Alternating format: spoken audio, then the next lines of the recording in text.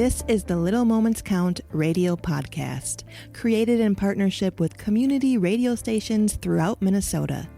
Each episode, you'll hear interviews with early childhood experts on how to support the important brain development that takes place in the first 1,000 days of life, just through little moments every day. Learn more at littlemomentscount.org/podcast.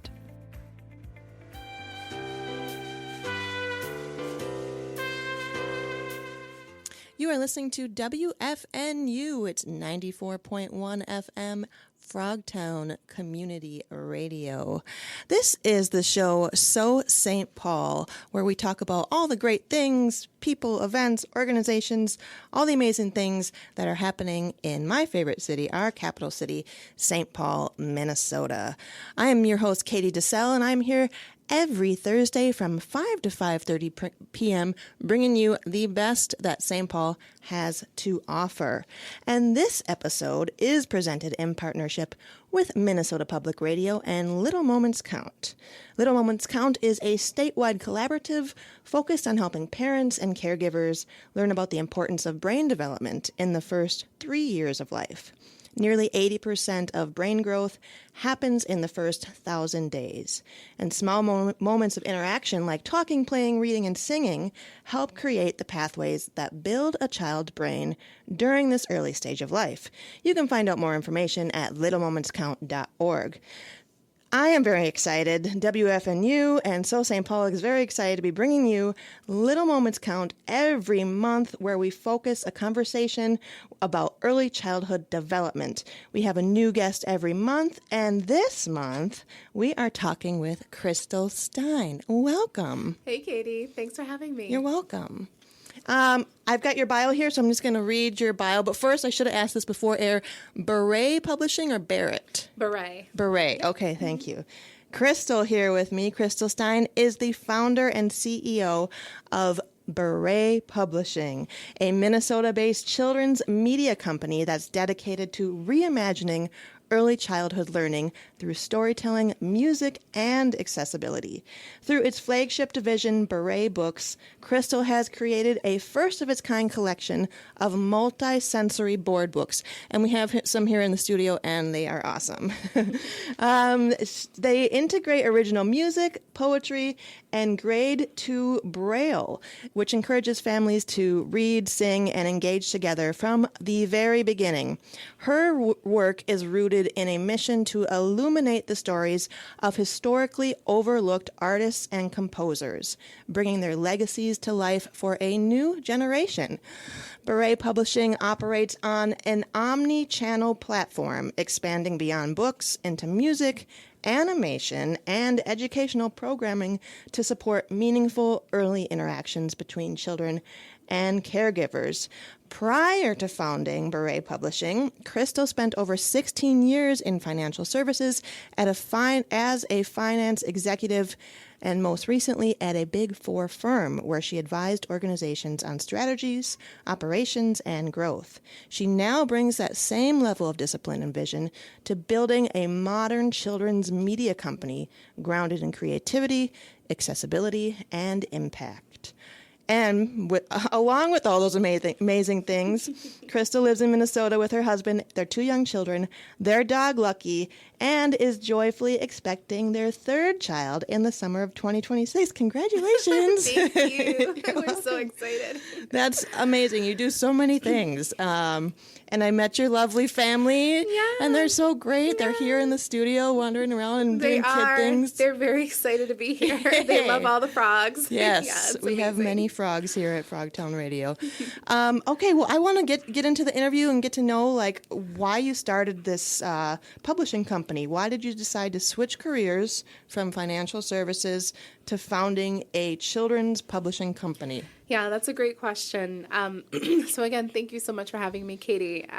The genesis of this started in 2020, where myself, just like the rest of the world, was in lockdown, and we were all having moments of, intrinsic thought of what we were doing, who we are, what do we love, all the things, right?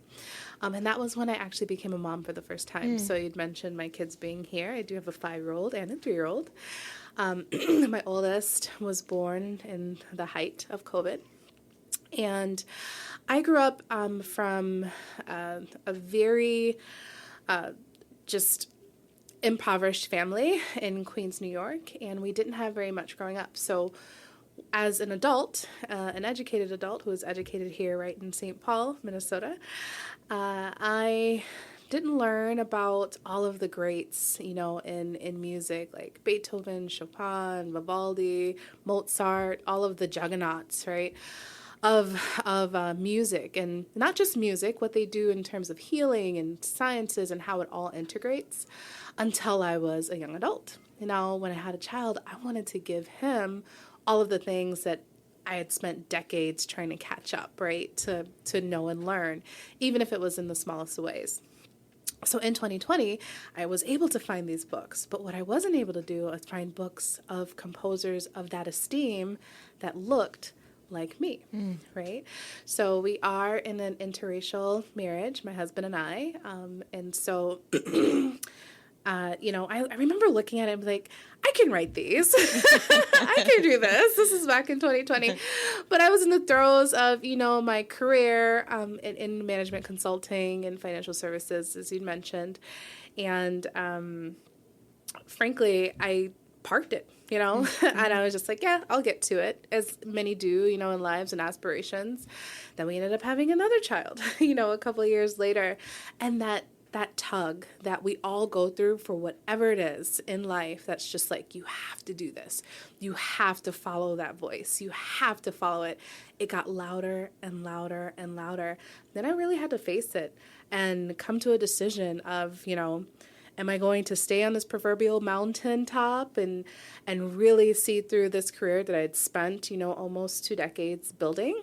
Or am I going to follow what I describe truly as a calling? So I jumped off that mountain. Wow. That's a big leap. That's a big leap. And I'm so proud. Yes, you. So I want to play a portion. So I have one of your. It's a board book, and it's Winifred Atwell. That's right, yeah. And can you just tell me a little bit about this specific book? And so it's a board book with beautiful illustrations, and there's braille. There's braille. And there is a button on the back that you can turn on the audio portion of it. That's right. So all Beret Books have what I describe as a multisensory component to it, okay? So we'll be doing this for cultures all across the world. This is just the first collection. So for this one, Winifred Atwell, a couple of key tenets that was required in this first collection is that whoever we're going to highlight had to have been classically trained in some degree, whether or not their work that they put out into the world was of the classical genre or not, it didn't matter. And Winifred Atwell was one of them. She was a child prodigy and studied incredibly hard and was known and was incredibly famous for her piano work. She was known as the Queen of the Ivories at the time, right? And so all of these books include snippets of music so you can hear these things come back to life today. I'm going to play one of them. Yeah.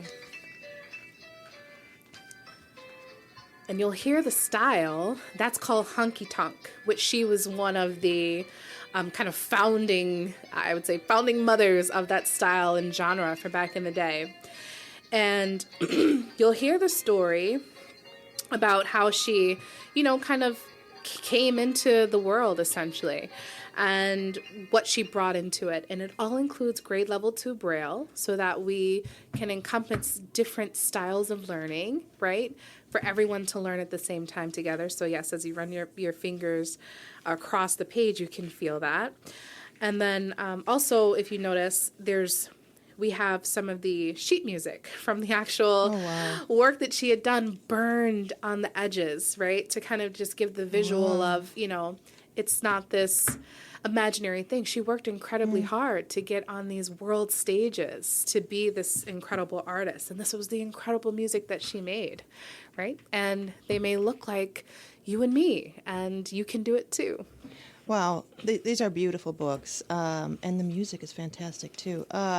So what are some like the responses you get from children who pick up this book for the first time and have never heard of these composers, or even children who are blind who are reading it with Braille? Yeah, I think there's the first thing that I get is a bit of shock, and that makes me happy and sad at the same time, because it's about time, right? That we infuse the way that we learn, layered learning, right? We understand that children, young and old, we all learn in multidimensional ways, and no two people learn just alike.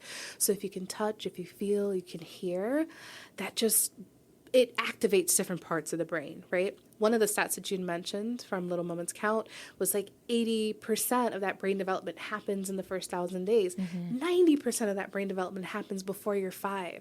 So imagine if you are actually interacting, whether you're touching something, whether you're hearing it, or you're actually seeing it, what that can do, right, for the psyche and just the development in general for any child that's out there.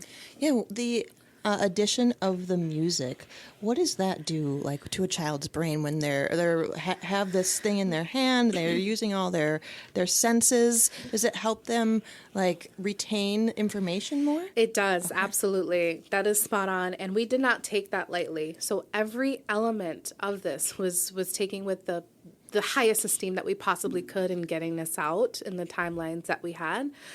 And so all of the music, for example, they were created and recorded in LA by Grammy Award-winning artists that actually replayed sheet music. So, they had to create what's called MIDI notes, and that'll resonate for individuals who are musicians from the sheet music to MIDI notes to actually getting it, professionally recorded in sound.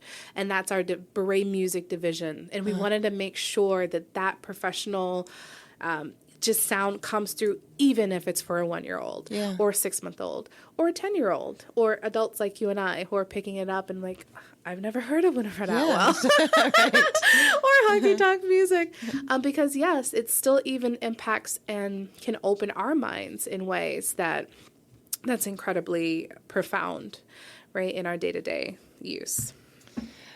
Can you talk about the idea of like historical erasure and why you decided to go after to highlight these specific composers and musicians? Yeah, so that's a great question.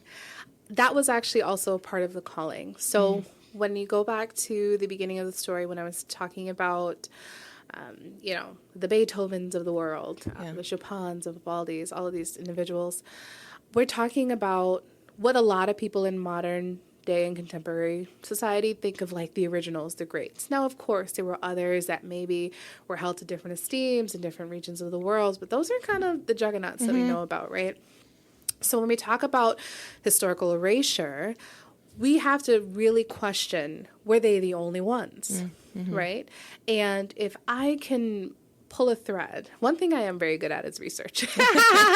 So that is my prior occupational hazard that I was able to carry through.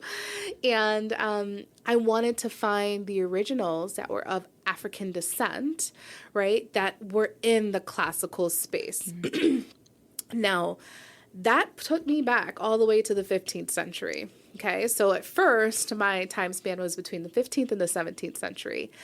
As hard as it was to find those individuals, because we're talking about damaged manuscripts, we have Vicente Lusitano, we have Chevalier, we have George Bridgetower, individuals whose names should be held at the same esteem, if not in the same sentences as these individuals. For example, George Bridgetower was good friends with Beethoven.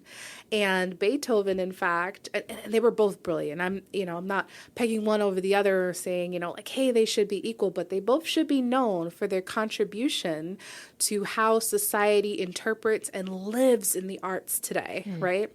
And so, for example, Beethoven, he thought that Bridgetower was so profound that he created what is still known as the most complex piece of violin composition that was ever written. And he dedicated it to George Bridgetower.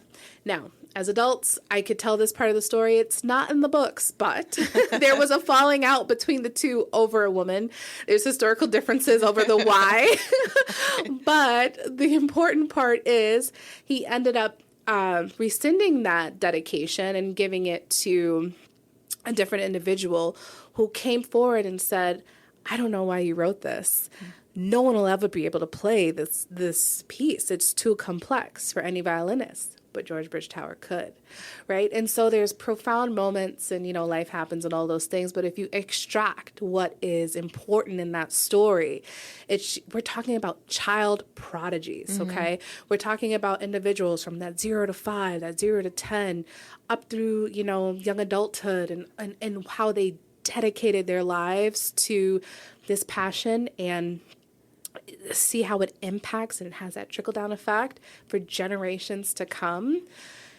Getting those stories back between the 15th and 17th century is my mission, right, with Beret. Bring those stories back to life, right? You had the Napoleons of the world who would have public burnings of their sheet music and say, you'll never be known. You'll never be known. I mean, now I'm referring to Chevalier, right? No one will ever know what you've done. But, he was a virtuoso. He was it's incredible. And you can feel it in the music as you touch these buttons and go through each piece, right?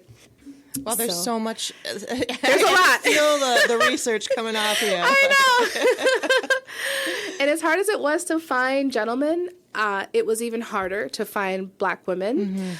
So I had to pull up the timeline into contemporary times where you have like a Winifred Atwell that's included. And she was from the UK. I have my one American that's in it. And, she was, she grew up in Chicago and did all the things. But anyways. Who is the one American? You want to pull it out there? You could. Yes. Yeah. Get the bag of books here. The bag of books. Her name is Florence Price. But and how many books have you done? There's 5. Okay. So we'll have Vicente Lusitano. All right. And where is he from? So he was in Portugal. Okay. Yep. And Bridgetower song, that's George Bridgetower. Okay, that's who we were just discussing. UK. Gotcha. Yep. And Winifred, we talked about her. UK. Chevalier. Oh, and the illustrations are beautiful. Thank you. And there's Florence Price. Okay. Yeah. So she grew up in Little Rock, Arkansas, ended up, living her life in Chicago. She was amazing friends with Langston Hughes. I mean, these people have the most beautiful stories, and they grew up in challenging times. The Harlem Renaissance for Florence, for example, and how that formed the way she was able to maneuver and be herself in society so that she could contribute, breaking through those barriers and all of the things. Wow. So with representation being so important in all the things, but especially in children's books and media, like, how do you see it shaping a child's sense of identity, confidence, and just belonging in general? I can do it too. Yes. I come from something great too. It's not just what I have learned up until now, or maybe I've never learned any of it at all up until now. And that's incredibly powerful. And that's why there's Braille in this, because let's get this in as many children's hands as we possibly can, right? So that they know I can do it too. Yeah, that's beautiful. Oh, I love that.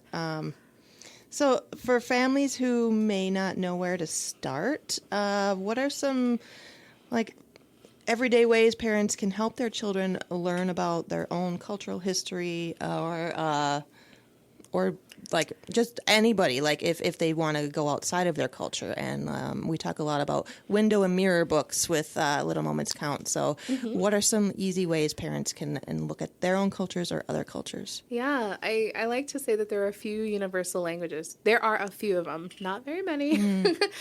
One of them is food. Yes, okay. Right? Everybody eats. Yeah, everybody eats. And, having the courage to just try something different, eat somewhere different, be amongst people that are doing something different, that are experiencing something different. An easy one, as Beret addresses, is music, right? Yes. Let's listen to something different. How could they have come to this? Like, what instruments did they use? What were they influenced by? And you'll find like a myriad of answers to those questions, right? And you can feel the energy in the work that they've done.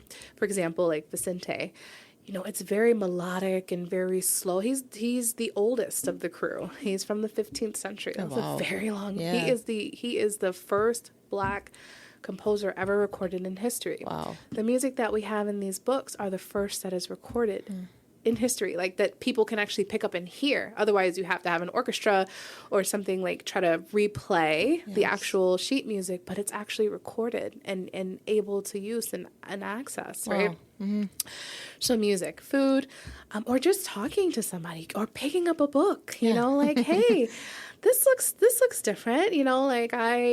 Sometimes when I do my hair in different ways, if I have braids or if I have curls, and, as I mentioned, my sons and my husband, we're an interracial family. And so, like, he'll look at a picture and he'll be like, oh, that's just like mommy's hair, and it's very special. And they're just learning. They're 3 and they're 5.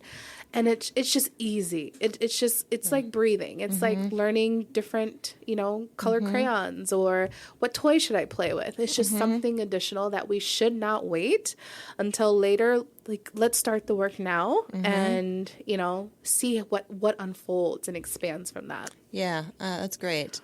When my daughter was younger, and I think this is something kids often do, like make a comment about somebody else who's different from them, and you don't know how to like react in that moment. Yes. But that's, it's just a normal thing that kids see differences and want to talk about They're them. just learning. And we're the ones that are like, oh, I don't know, we can't talk about that. Those are our preconceived notions. Yes. Like, oh, you can't say anything, or don't ask, or let's talk about it later. And then that sort of, it's kind of almost like a mix of guilt and shame, or like, oh my gosh, what's this other person going to think of me? Right. And we shouldn't feel that way either, because we as adults are also learning. Right. We're always exactly. learning. Yes. Yeah. So. Yes. Your Beret Publishing also does animation? We do. Wow. Yeah. All the things. Can you talk a little bit about what that looks like? Yeah. So it's so funny, because a large part of, what I did in my past in financial services was in the tech space, actually. So I am very well versed in coding in a few different languages. So teaching myself how to make cartoons was more fun than trying to build out EPM systems and enterprise performance management systems for Fortune 500 companies. But when I started to unpack, like, hey, I think, if we think about how we learn, and this is when my children were very young too, how do we learn? It's not just through books. We know that literacy is a major issue across our country. Like, kids are just not reading. They're not. Parents, everyone's bogged down, whether they have multiple jobs or it's out of sight, out of mind. Like, some of us we don't have the bandwidth to like read as much or do as much as we want for our kids. That's why we have a village. And for those of us who maybe don't have a village, like, it's just, there's so many synchronicities that can impact the why, but the how, right, is what's important. So when you know that we have a society today that loves watching their iPad or the phone, you're like, okay, how else do I get these stories in front of children? So what I've done is I've done a sort of an interview kind of state where I'm interviewing Florence Price. And I'm interviewing George Bridgetower. And we have special guests like Beethoven that talks about what their life was like back in the day. And it's been really fun. We have 2 episodes right now. It's on YouTube. I love that. Yeah. As someone who does a lot of interviews myself, like I can see that translating really well to a podcast or a radio program. Yeah, I want you to check it out, Katey. Yes. And everybody else is Beret Publishing at YouTube on YouTube, but it's been really fun to do, and it's challenged me quite a bit because you're just like, you have to think from the lens of a child, and you're like, what do I care about? And then what we always do as well is we talk about where they're from and all the highlights of it. So if we're talking about, Germany, for example, we did a special episode with Albert Einstein.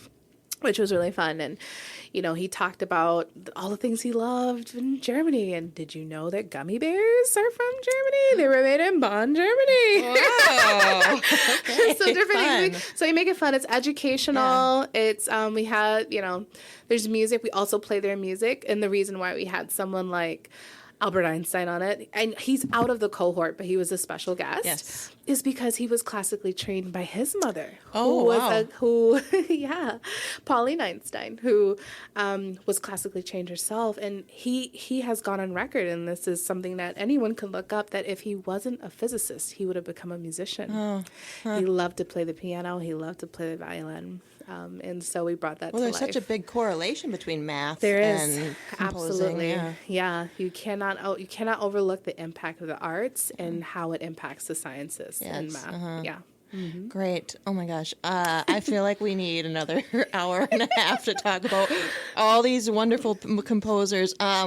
But do you have any events or anything coming up soon? Like what's your next step? So we are working on something. I'm not at liberty to say it just yet. But hopefully in the next few weeks we'll be able to make an announcement. And if you want to see the announcement, you can find us on social media, on Instagram or Facebook. I myself, I reply as well.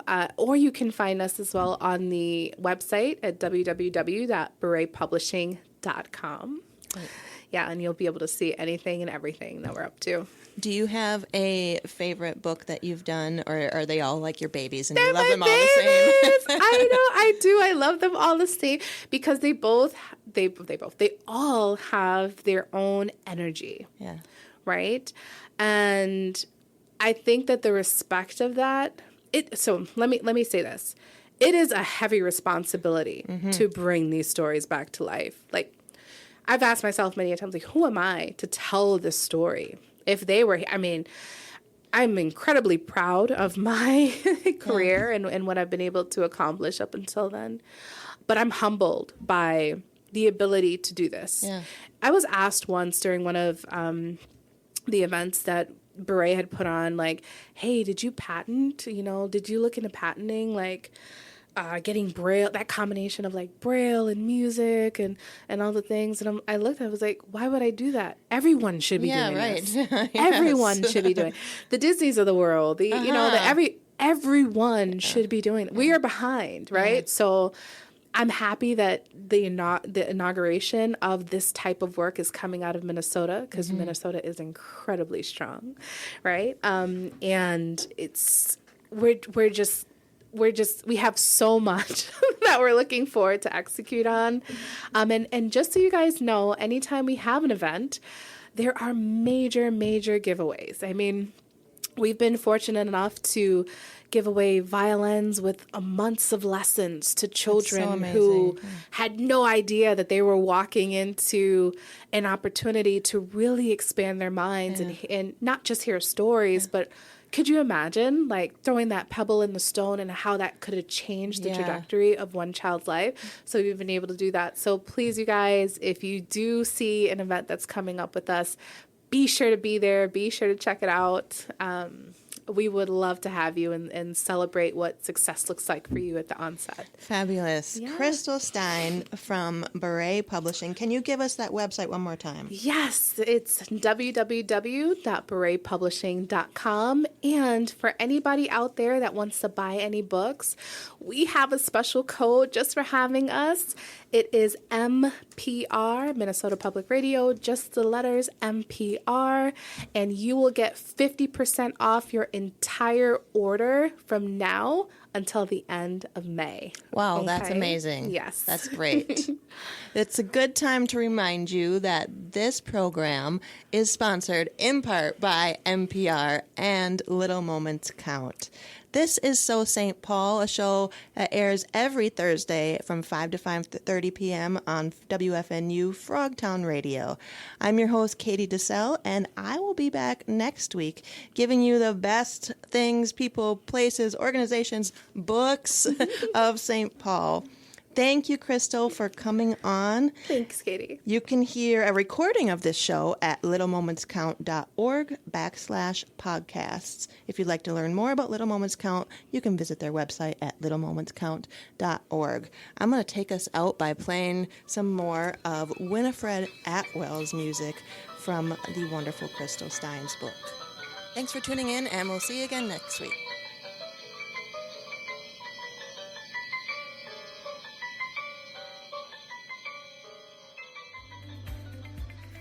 Thanks for listening to the Little Moments Count radio podcast in partnership with community radio stations throughout Minnesota.